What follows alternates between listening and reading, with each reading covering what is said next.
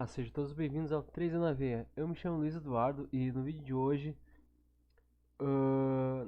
vai ser o nosso último, beleza?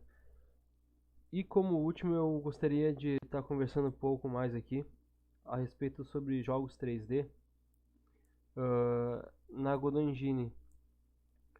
Os nossos protótipos, os protótipos no qual eu fui fazendo ao longo desses 62 vídeos, especificamente em 3D. Esses vídeos vão nos possibilitar fazer qualquer tipo de jogo, tá? Qualquer pessoa que parar para olhar os 62 vídeos vai ser capaz de fazer qualquer estilo de jogo em 3D na Godot Engine, tá?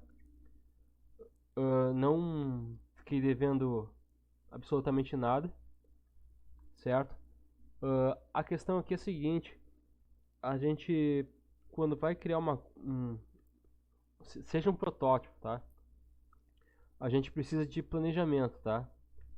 No meu caso aqui, eu fui literalmente criando nas coxas, tá? Assim eu pude ir mostrando para quem me assistia ao longo desses 62 vídeos uma forma interessante de reaprender a fazer uma coisa, uma forma interessante de aprender a programar no GDScript, beleza? Além do básico, claro. E foi uma experiência bem bacana lidar com o GDScript aqui na Godot Engine. E um dos conselhos que fica para quem vai fazer jogo 3D aqui na Godot Engine é utilizar bastante o script global, porque ele ajuda demais, tá? Já que a orientação ao objeto aqui na GDScript não funciona muito bem, tá? Ela funciona basicamente apenas para variáveis do tipo int, float, booleana, variáveis primitivas, tá? Agora, quando o fator é o objeto em si, né, o objeto, a cena em si, a orientação ao objeto não funciona muito bem, mesmo fazendo o set e o get, ela não funciona muito bem.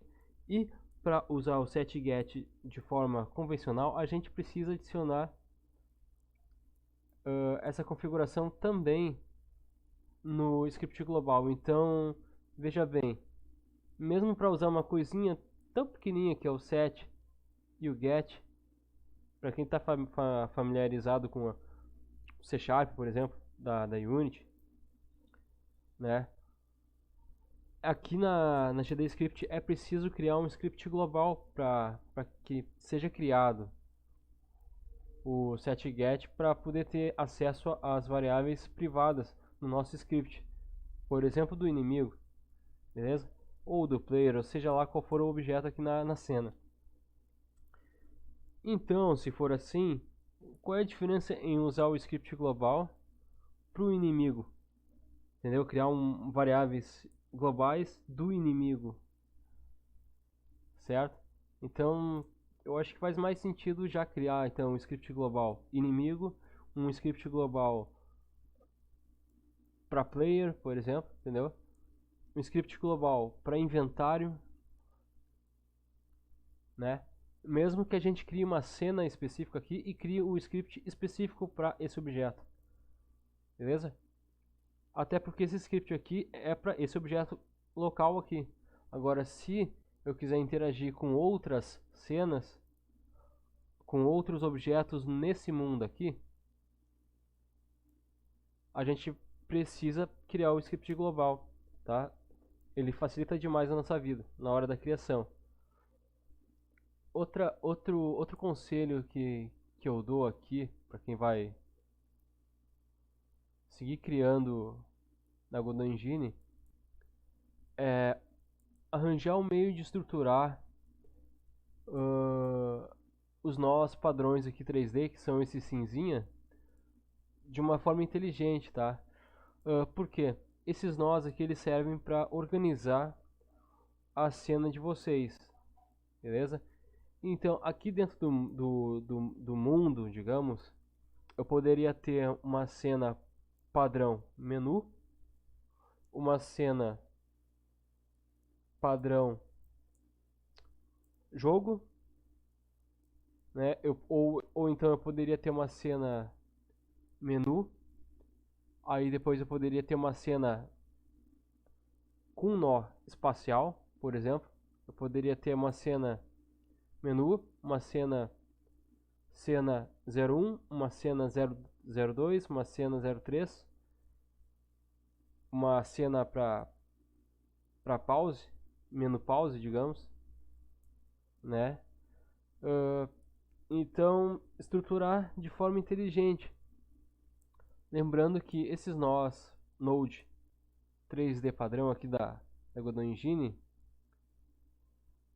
serve apenas para organizar os nossos nós, tá?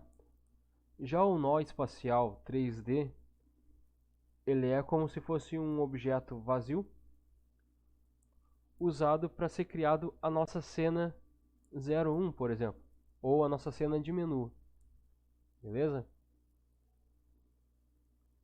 Bom,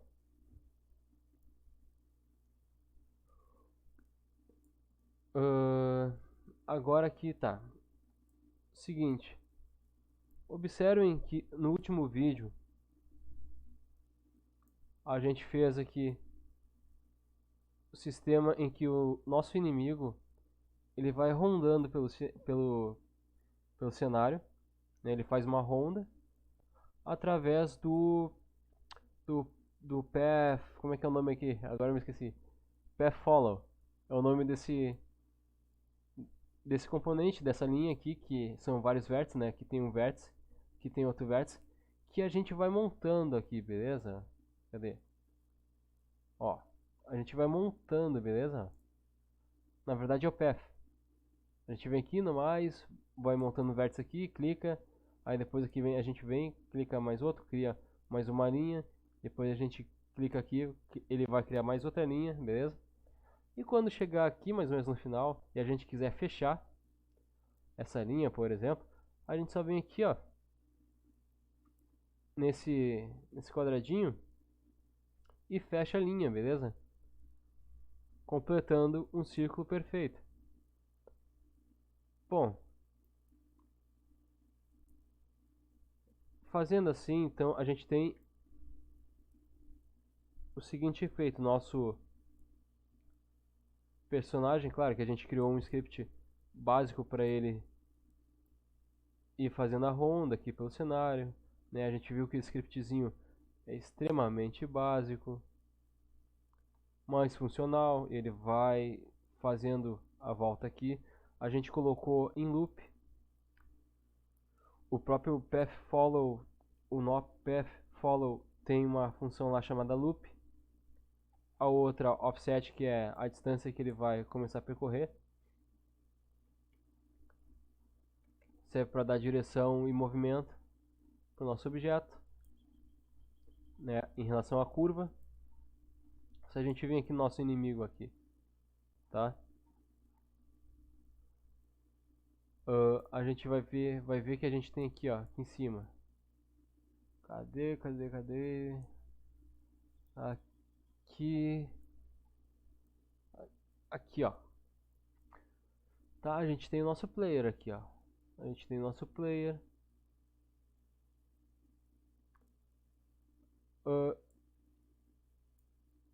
E aqui no nó do mundo, a gente colocou um caminho para o nosso inimigo seguir, beleza? Para esse nosso inimigo seguir esse caminho.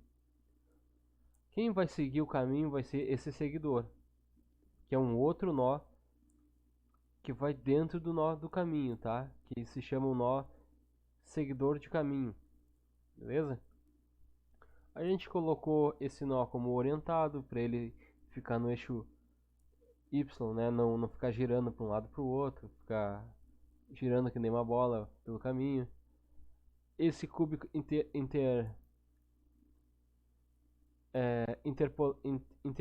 interpolação aqui, né? Interpolação cúbica, né? Serve para dar movimento para esse seguidor seguir pelo caminho. Esse loop serve para ele ficar rondando sem parar. Então a gente viu várias coisas no vídeo anterior, tá? O que faz ele andar é esse script aqui de fato, ó. Então a gente diz, olha, a gente cria uma variável que vai armazenar o seguidor, que é o que é o nó principal para fazer a perseguição dentro desse caminho, tá? Então a gente diz segurança, seta o offset para a minha posição, pegando a minha posição atual, e acrescenta essa posição o valor de 5, ou seja, por segurança, pegar a posição dele e ficar somando mais 5. E lembrando, eu estou fazendo isso no underline process, ou seja, ele vai ficar em loop o tempo inteiro, tá? E ele vai fazer isso por segundo, vezes delta. Então ele vai ficar somando 5 por segundo, e isso dá a sensação do nosso seguidor começar a se movimentar pelo cenário. E ele vai se movimentar por onde? Pelo caminho, que é esse caminho aqui, beleza? Eu quero que vocês peguem a imaginação de vocês agora. Eu vou ver aqui se vai dar algum erro aqui na execução. Vai dar um erro na execução aqui. Não tem problema nenhum. Beleza. Eu vou ocultar isso aqui também. Aí. Quero que vocês peguem a imaginação de vocês e pensem o seguinte, tá? E se eu quisesse fazer um outro inimigo usando esse mesmo modelo aqui, tá? Como é que eu faria isso? Olha só. De repente eu quero fazer um jogo de outline com estilo Pokémon, por exemplo, né? Eu quero caçar o tal bicho aí, ou a gente quer fazer ele ser um inimigo daqueles que é osso duro de roer, fazer com que ele solte alguma energia pelo olho, por exemplo, né? Para isso, a gente tem o nosso inimigo aqui, né? Ele parece mais com aqueles Minion, só que verde, né? Como é que a gente faz então, tá? Para isso a gente vem aqui no 3D, a gente tem o corpo dele, tá? Se a gente apenas fizer isso aqui, ó,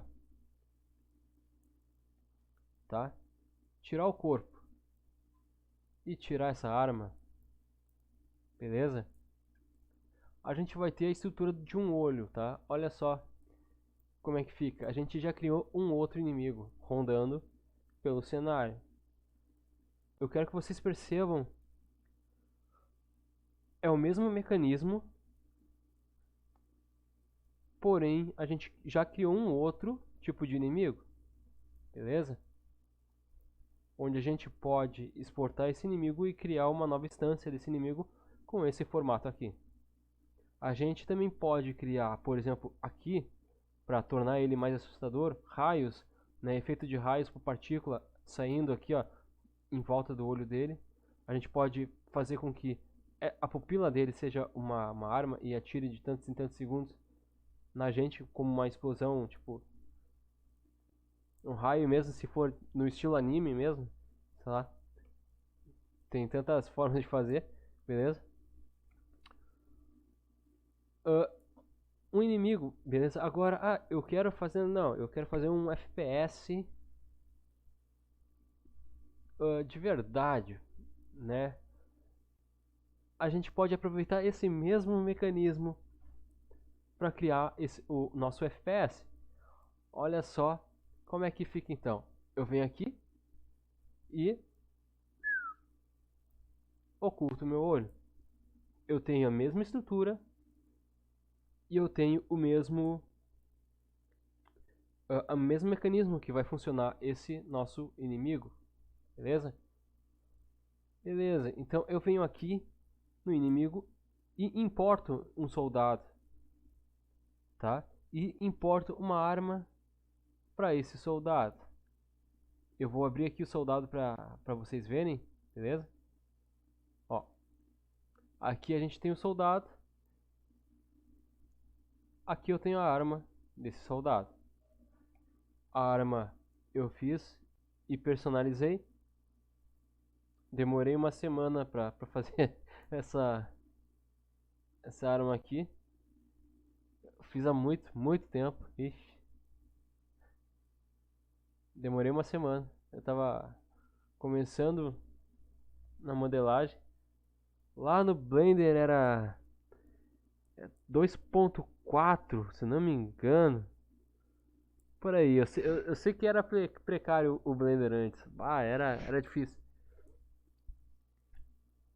Hoje em dia o Blender tá, tipo, é o rei da parada. Mas antes era complicado. Mas tinha a engine também para fazer jogo, né? Hoje a engine foi separada do Blender para produtividade do Blender ser melhorada. Todo ano então o Blender vai ser melhorado e vai se tornar uma das ferramentas que o pessoal mais vai usar daqui a alguns anos. Escreve o que eu estou falando, vai ser a ferramenta do futuro, vai ser o Blender, beleza? Para modelagem 3D. Então, eu troquei a cor, né? Eu tenho umas texturas ali que eu fiz, mas aí eu tirei a textura e botei a cor. Ele permite que a gente faça isso. Beleza, aqui a gente tem a arma então, do nosso player. Eu instanciei a arma aqui dentro do esqueleto do player. Esse, né, do soldado aqui. Esse soldado aqui eu baixei lá do site do mixamo.com, tá? Da Adobe lá. Só criar uma conta lá e baixar e brincar, beleza?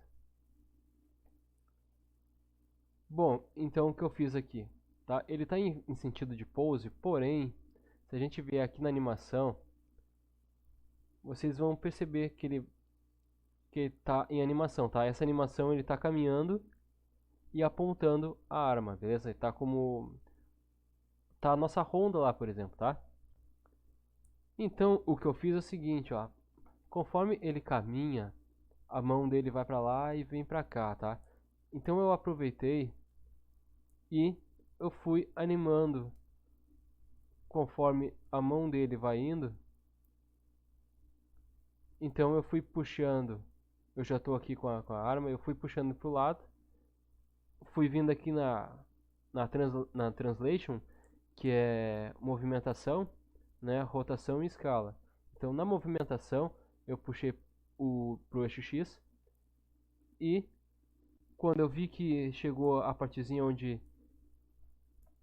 onde os dedos entravam muito para dentro da arma, então eu tirava, selecionava aqui o frame, puxava para o lado e apertava aqui nessa chavezinha que é para dizer, olha, eu quero que essa arma fique nesse frame aqui, tá?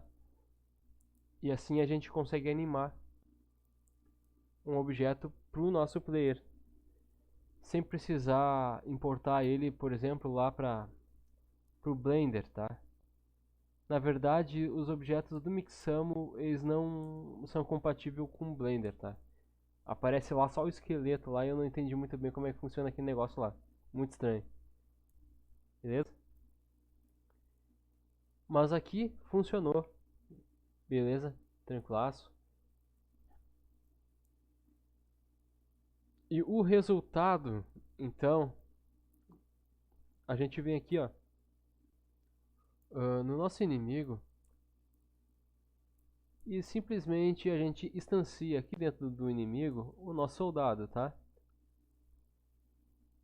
Claro que eu tive que ajustar a escala para ele ficar dentro do sentido da colisão aqui do nosso colisor que já existe aqui, entendeu? Para ele não cair pelo cenário e assim vai.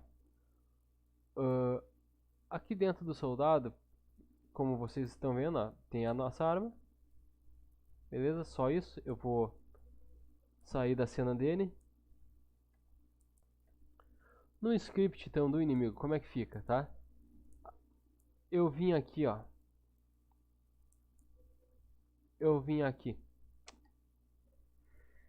Desabilitei se o meu inimigo estiver no chão. O que eu quero que faça? Eu quero que o meu soldado que tá aqui dentro do inimigo, eu quero que ele faça animação de andando, porque ele já está dentro do inimigo e está respondendo ao meu inimigo.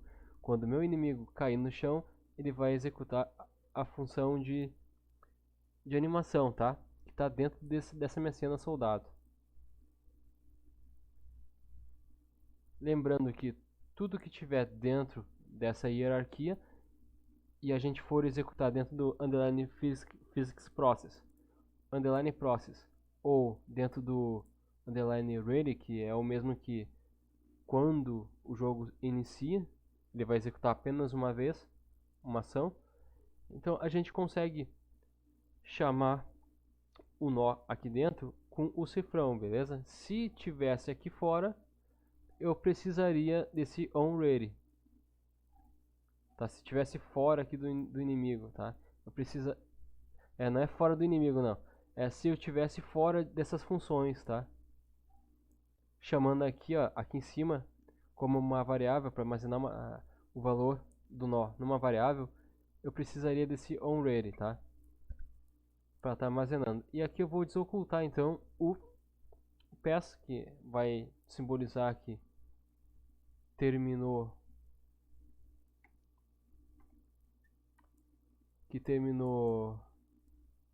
essa função.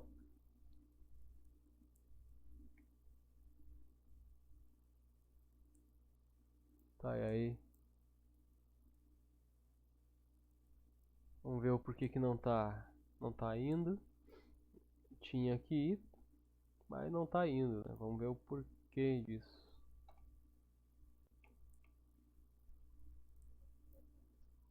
Hein?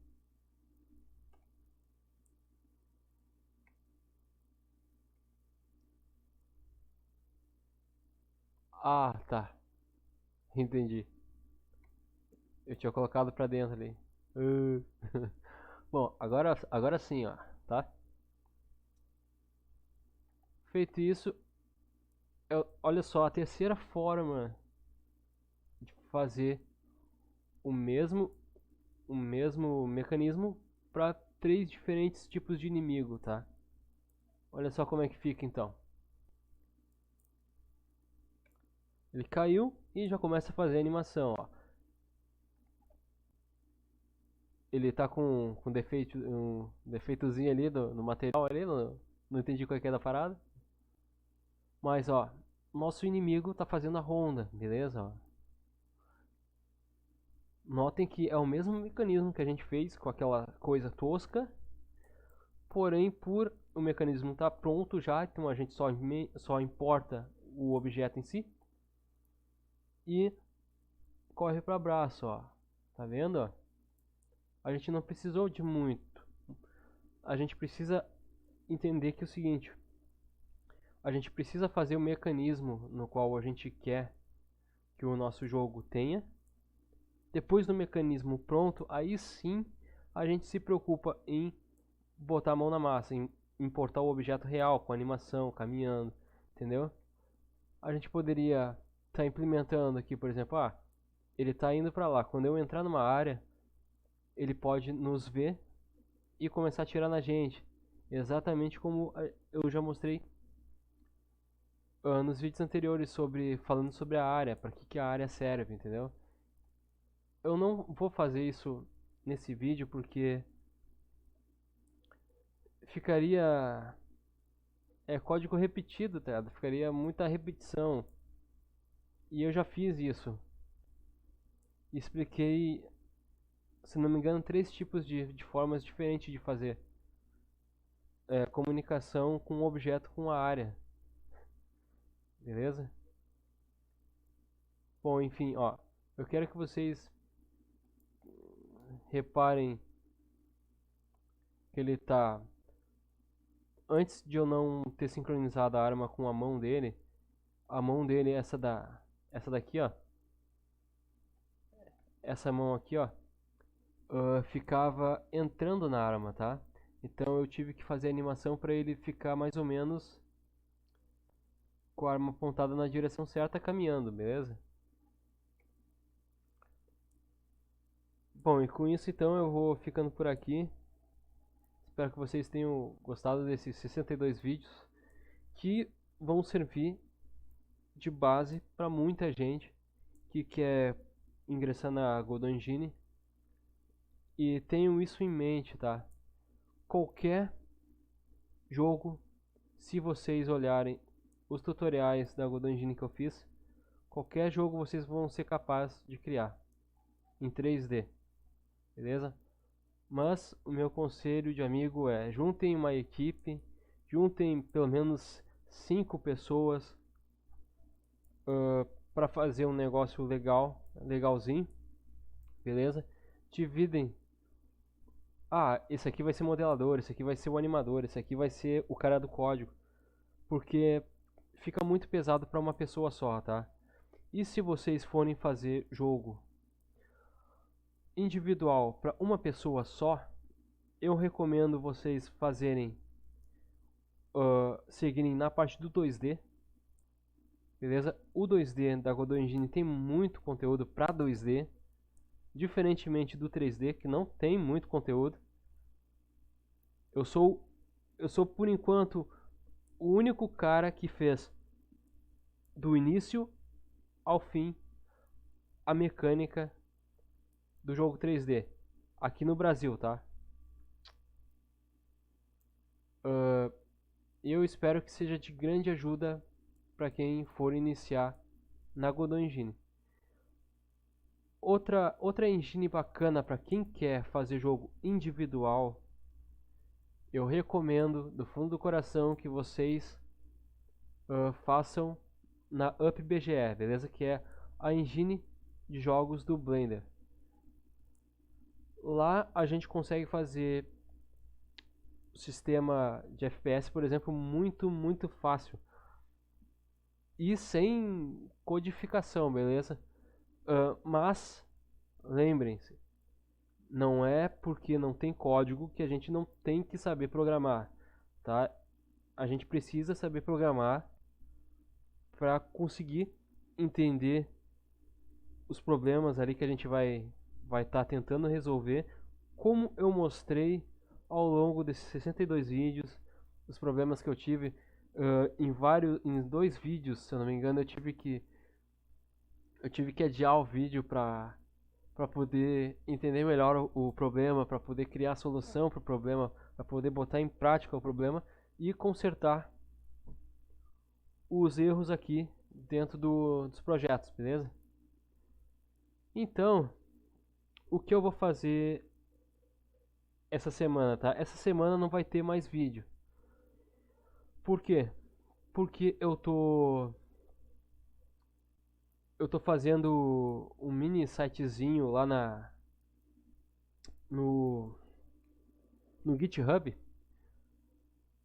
para deixar os scripts lá pronto para a galera que quiser ir fazendo e copiando o código e colando nos seus jogos, né, nos seus protótipos, vai estar lá, entendeu? Só que é muito vídeo, não tipo, para fazer da forma como eu tô fazendo e colando e tirando a descrição do YouTube e botando lá, olha, acessa aqui o GitHub, que lá vai ter um sitezinho e vai estar com a explicação e com código lá para vocês copiarem e colarem no projeto de vocês para estar facilitando, né, a vida. Beleza? Eu vou fazer também tudo explicado. Eu quero fazer tudo explicado. Então, provavelmente essa semana não vai ter mais vídeo. E os tutoriais da Godot Engine tá oficialmente então terminado com esse vídeo aqui. Então eu vou me despedindo. E talvez na próxima semana eu comece uma nova série de tutoriais que é programando na linguagem C, no qual eu fiz um programa na faculdade. No fim o programa era proibido e eu nem sabia que era proibido. Porém, eu recriei de uma forma que fosse um simulador, tá? Ele simula como se fosse o jogo do bicho da Zlotérica, mas não é o jogo do bicho da Zlotérica. Mas ele simula como um jogo de sorte, né? Então vai ter lá uma sequência de números, vai sortear os números, vai me dar os números da tabela. E se eu acertei os números da tabela que eu digitei, que eu escolhi, e acertei o mínimo, então eu ganhei. Mas se eu não acertei o mínimo, então eu perdi. Para fazer essa programação, esse programa, eu tive que estudar um pouco de matemática para entender estatística e probabilidade, tá? Eu estudei probabilidade simples e estudei probabilidade ponderada para poder entender e fazer esse projeto, tá? Esse programa. E é com esse programa que eu quero ensinar as pessoas que não sabem programar a programar. Eu quero ensinar de uma forma prática, literalmente prática. Vai ter ponteiro, vai ter classe no C. A classe no C, ela se chama struct, beleza? E vai ter leitura de arquivos. Enfim, vai ser completaço, tá? De novo, vai ser quem quer aprender programação completa e entender um pouco como é que funciona essa visão da programação. Beleza? Então, eu acho que vou começar na semana que vem, beleza? Bom, com isso agora então eu me despeço. Eu espero que os novos inscritos aí possam aproveitar o conteúdo aqui que eu fiz, porque eu achei muita sacanagem só ter 2D e não ter 3D. Outra coisa que eu quero falar antes de ir é que para vocês se ligarem no seguinte, tá? Na Godot Engine, a forma de fazer o 2D é diferente da forma de fazer o 3D, tá? O tipo e os mecanismos são totalmente diferentes, o 2D e o 3D, tá? É diferente da Unity nesse ponto. Na Unity, por exemplo, tem lá o Rigid Body, tá? O Rigid Body funciona exatamente a mesma coisa para o 3D e para o 2D, tá? Já na Godot Engine, esse lance aí de transforme, por exemplo, posição, escala, quando a gente vai pro 2D é totalmente diferente do 3D, tá? E quando a gente vai pro 3D na Godot Engine é totalmente diferente do 2D. Então tenham isso em mente.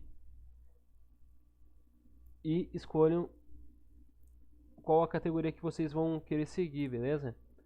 Seja ela qual for, é uma ótima escolha, a Godot Engine, assim como o UpBGE. Também é uma ótima escolha, beleza? Então, agora sim, agora eu vou me despedindo por aqui. Espero que vocês tenham gostado do vídeo e eu tive aqui fazer a minha explicação, né? Espero que vocês tenham entendido esse conceito desse personagem e a mecânica. a importância de fazer a mecânica funcionar e depois, por último, implementar o visual dentro da nossa mecânica funcional, beleza? Então um abraço, até a próxima semana, espero. Valeu aí e fui!